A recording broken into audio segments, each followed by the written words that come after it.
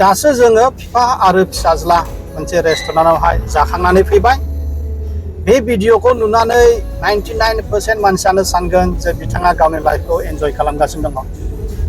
नाथाय रथ' जुदि आं नोंखौ बुंगोन जे आङो आंनि लाइफखौ एन्जय खालामनो थाखाय बैयाव थाङाखै एबा आङो जोबोद हेपि आखिन आं बैयाव थाङाखै, नाथाय आं बेयाव थांदों आंनि लाइफनि ओंथिखौ एबा लामा दिहुननो थाखाय।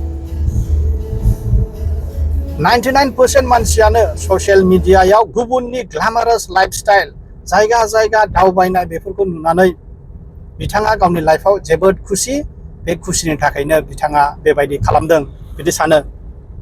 नाथाय बियो नङा।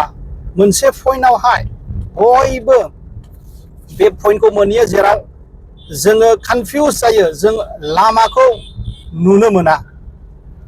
बे लामा नागिरनायाव जोङो गोसो जायाब्लाबो मोनसे जायगायाव थाङो, गोसो जायाब्लाबो फार्स्ट टाइम होननानै थाखाय जास्ट टाइम पास होननानै जोङो मोनसे खामानिखौ आखायाव लायो।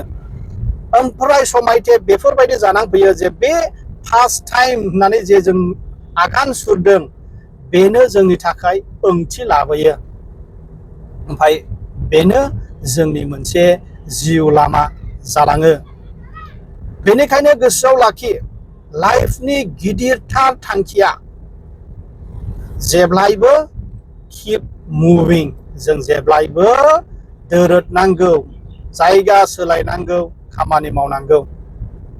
जोङो स्टाक जागोन, कनफिउज जागोन, जोङो दुखु जागोन, नाथाय जोङो जेब्लायबो कीप मुभिं बेखौ गोसोआव लाखिनांगौ।